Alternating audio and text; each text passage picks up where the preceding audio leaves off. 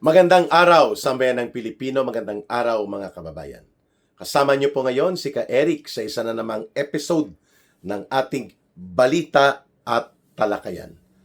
Pupuntuhan po natin sa oras na ito ang kumalat na mga impormasyon at ngayon ay kumpirmado na itong Chief Prosecutor sa International Criminal Court na si Karim Khan na siyang namuno dito sa bogus investigation and case build-up laban kay Pangulong Rodrigo Duterte ay ngayon suspendido indefinitely.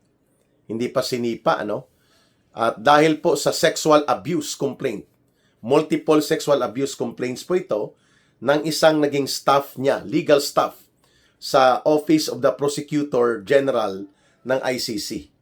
At ang nagpapataw o nagpatupad ng naturang disciplinary and administrative action laban dito sa prosecutor ni Pangulong Duterte na si Karim Khan ay ang Assembly of States mismo. Ibig sabihin, yung Council of States na bumubuo, for example, kung there are 100 members ng ICC, mga 30 o 35 ang bumubuo ng Council of States. Parang ito ang nagsisilbi representative ng mga bansa na ito. At kanilang nakita that there are prima facie basis para ipagpapatuloy ang pagsasampa later ng kaso at ang pagbubuo ng investigasyon on sexual misconduct na ginawa ni Karim Khan, Manyakis din pala ito,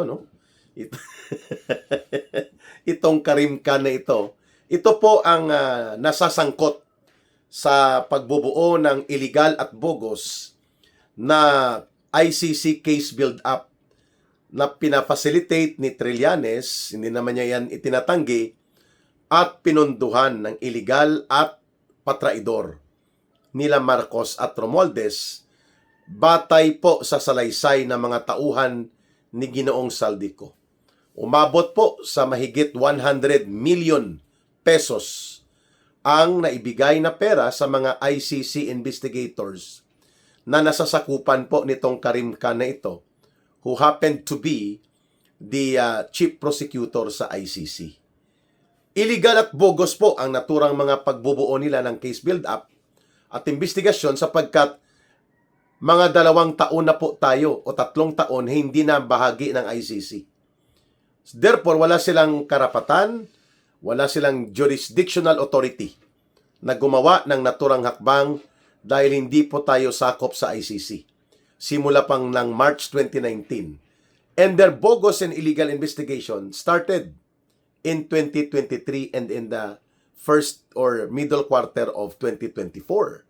Mga 4 na taon na halos na wala na tayo sa sakop ng ICC. At yun po, doon natin makikita ang pagtatraidor ni Marcos. Hindi niya inaamin, hindi niya rin sinasabi, pero ginagawa na niya sa likod. At ang kasabwat nila Trillanes dyan, according to the revelations made nitong mga former security men or personnel ni Saldico, na karamihan ay mga dating Marines at dating sundalo, si Trillanes po at sila, Boying Rimulya, ang nagluto ng illegal at bogus di umano na case build-up and investigation para ituloy ang kaso na special operations nang sa ganun po ay tuluyang makukuha at maipapakulong ng illegal si Pangulong Duterte sa ICC Detention Center sa Netherlands. 100 million ang halaga nito. Hindi pa yan naimbestigahan laban kay Karim Khan. Si Karim Khan ay inimbestigahan dahil sa sexual misconduct sa kanyang pagiging manyakis. Manyakis talaga. Sa kanyang ginawa, sa kanyang staff, at suspended siya indefinitely. Ano po ang halaga ng naturang impormasyon sa kabuuang pananaw natin at pagsusulong ng katarungan para kay Pangulong Duterte? Una, totoo at may batayan ang mga pagpapahayag at panawagan na dapat hindi na ituloy at hindi maituloy ang kaso ni Pangulong Duterte sapagkat ito po ay niluto.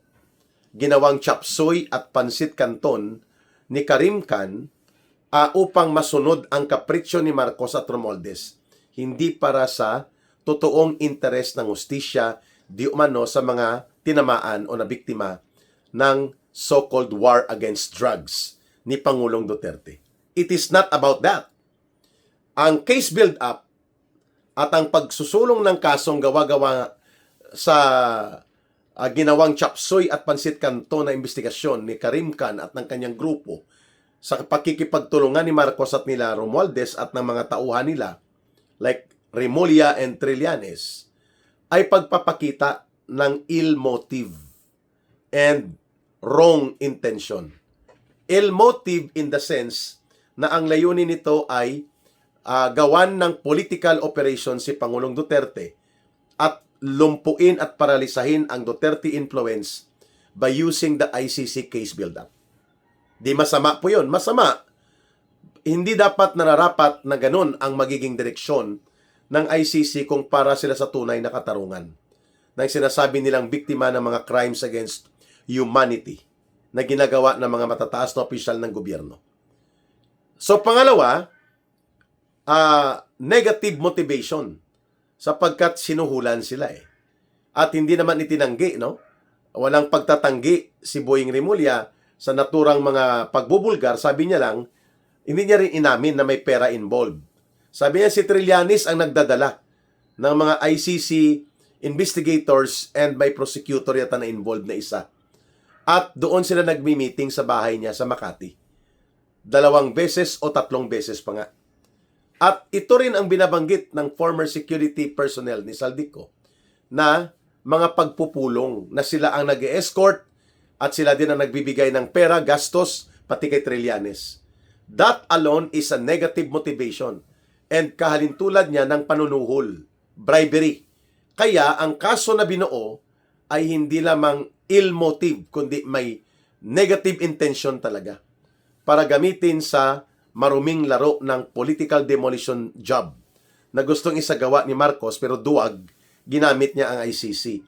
At ang mga tauhan niyang mga bardagol like Boying Remulla nang siya pang DOJ Secretary at ni Trillanes ay nakipagkuntsabahan pa sa ICC. All along, itong pagbubunyag ng kaso sa sexual misconduct or sexual offense nito ni Karim Khan, nagbukas na rin po at dapat magbubukas ito ng isa pang anggulo ng investigasyon that will have an impact on the ongoing case of President Duterte. And what is that? Ang kaso ng bribery and conspiracy to commit bribery using the ICC investigators panel under the supervision of Karim Khan. Oh, mabigat yan. At yan ay dapat ireklamo na rin before sa ating pagdulog sa UN Secretary General's Office. Sapagkat doon po ang pwede na maglagak ng complaint. And we encourage itong grupo nila Attorney Levy Baligod at ang mga abogado ni Pangulong Duterte to work on this as a developing angle upang ipakita sa ICC Chamber of Judges or sa ICC Administrative Judges na ang ginawa na kaso kay Pangulong Duterte at ang proseso na ginawa bagamat illegal at bogus ay nasasangkot pa ang iskandalo ng panunuhol at mga pagtataksil nila Karim Khan at ng kanyang mga tauhan. And that is a valid legal argument na ang pagkustodi o ang pagkakadetini kay Pangulong Duterte ay nanggaling sa isang negative motivation, nanggaling sa isang ill intent, masama na layunin at naglabag o lumabag sa mga Rome Statute na panuntunan, ganon din po sa ethical standards protecting the civil and political rights ni Pangulong Duterte, nilabag po nila Karim Khan. And that is a solid argument na pwedeng idulog before the ICC Administrative Chamber or even sa UN Secretary General. Na ang ginawa kay Pangulong Duterte ay dahil ibinunga ito ng pagtataksil at pakikipagkuntsabahan ng ICC, ng kanilang prosecutors, lalo na kay Karim Khan at sa gobyerno ni Marcos at nila Romualdez, na gumamit ng mga pondo at ang mga pondong ito ay nanggaling po ito sa pinagnakawan o pinagkulimbatan nila mula sa mga flood control projects at iba pang mga infra projects na nabubulgar na ngayon, na pinagpaparti-partidahan at ginamit din po ito hindi lamang sa eleksyon noong 2025 ng mga senador ni Marcos, kundi mismo sa illegal at bogus na ginawa nilang pagpapadukot at pagpapatapon at illegal na pagpapakulong hanggang ngayon kay former Philippine President Rodrigo Duterte. Nakita niyo mga kababayan? When God reveals the truth, walang makakapigil nito. Si Karim Khan ay hindi lamang nasasangkot sa malubhang kaso ng paglabag sa tinatawag na ethical and professional conduct ng isang international prosecutor. Nakakaharap ito ngayon sa kaso ng sexual misconduct and sexual offense. At kung idudugtong pa at ibubunyag ang ginawa niya dito sa pakikipagsabwatan kay Marcos at kila Romualdez at sa mga tauhan nito like Boying Rimulya and Trillanes upang magsagawa ng bogus at illegal na investigasyon at case build-up against former President Duterte using itong bribery, panunuhol, mas mabigat ito. Mantakin mo, weaponizing the ICC and its procedures to use as an instrument for political demolition job sa isang bulok at kurakot na gobyerno laban sa kanyang kritiko at laban sa kalaban sa politika, nangialam at nakipagkuntsabahan ang ICC prosecutors or ang ICC prosecutor and investigators. Ayun. Well, bantayan po natin kasi ang pagkakaalam po ni Ka Eric ay mayroon ng mga panimulang mga hakbang na mag-consolidate ng reklamo na ito. Sino ang mga testigo, sino ang magrereklamo in behalf of the Filipino people. No? Si Attorney Virgilio Garcia, we have a conversation regarding this. At sabi niya, baka willing kayo Ka Eric na mga people's organization nyo sa Bangon Sambayanan o sa Kampilan na mapag-usapan ito at gawa ng hakbang.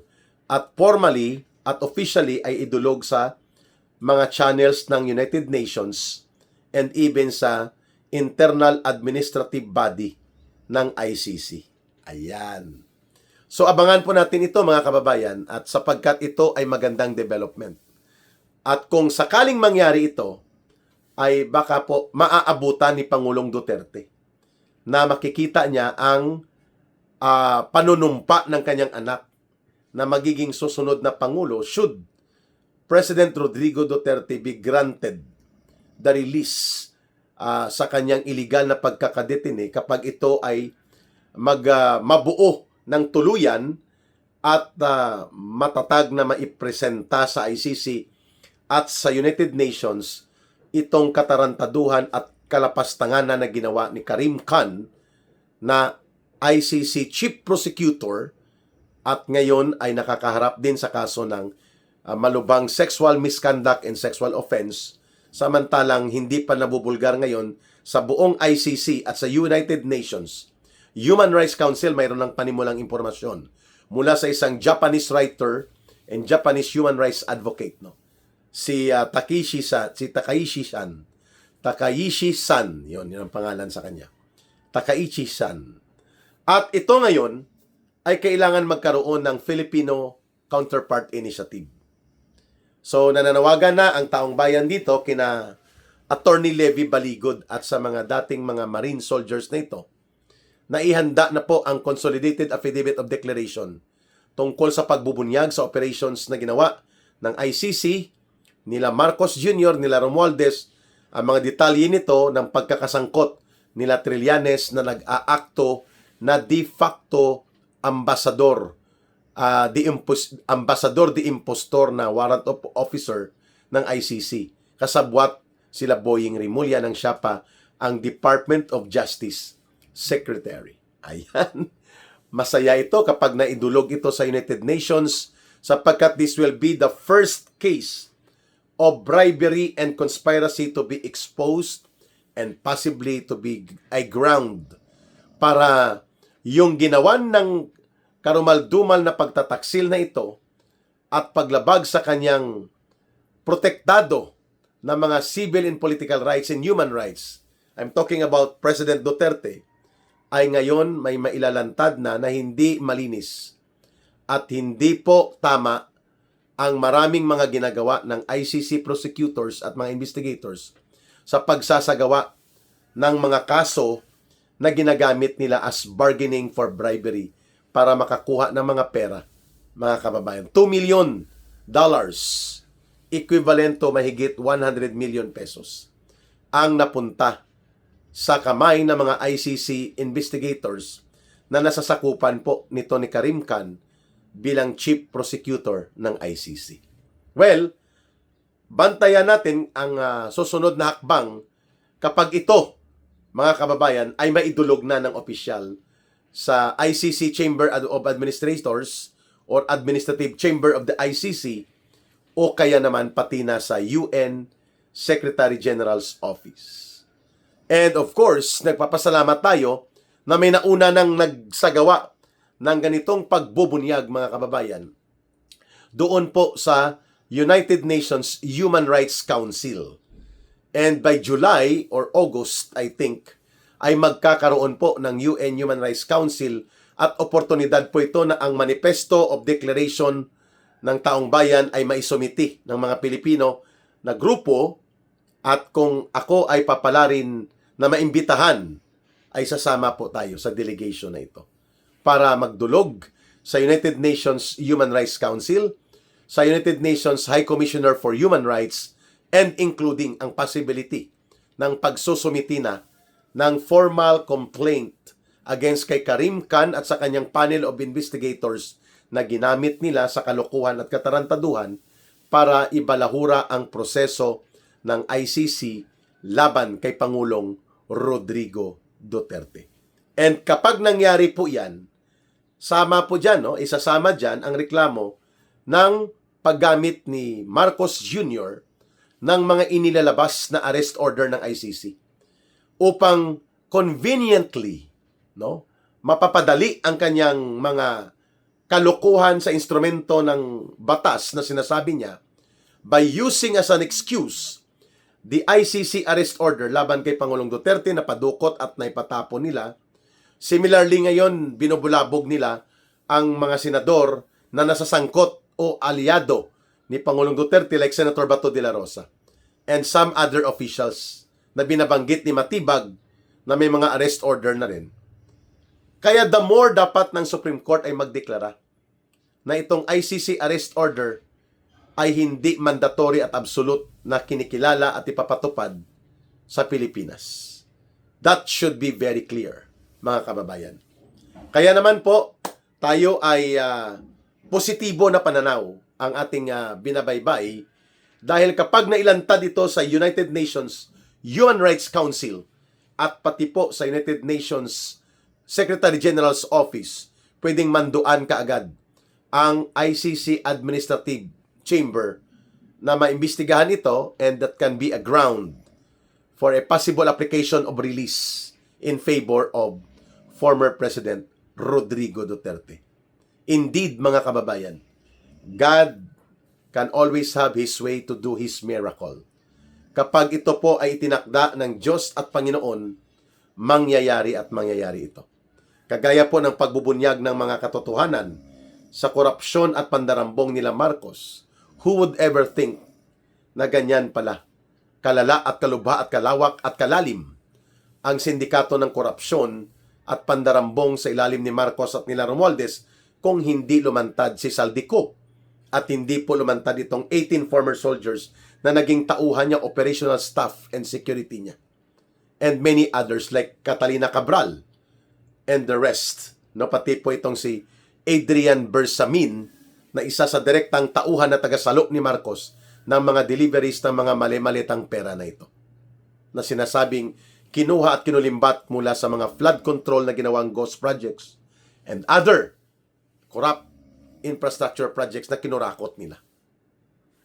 Ang Panginoon ang nagtatakda ng panahon ng pagluwal ng katotohanang pilit na pinagtatakpan ng mga masasamang may kapangyarihan, sapagkat hindi forever ang kapangyarihang masama at ang masamang namumuno ay mangingibabaw may panahon na nakatakda para sila ay pagbabayarin at hahatulan at paparusahan ng taong bayan. Maraming salamat sa panonood at pagsubaybay sa ating Ka Eric Celis YouTube channel. At ganoon din po sa ating Ka Eric or Bigwas ng Agila 2.0 with Ma'am Lorraine at ang aking Jeffrey Ka Eric Celis Facebook page. Mabuhay po kayo. Mahalin natin ang bansang Pilipinas. Walang ibang magmamahal nito kundi tayo ring mga Pilipino. Para sa Diyos at sa Pilipinas nating mahal. May God bless everyone and may Allah will be with those who are Muslim brothers and sisters. Bye for now. Ito po si Ka Eric. Muli, mabuhay!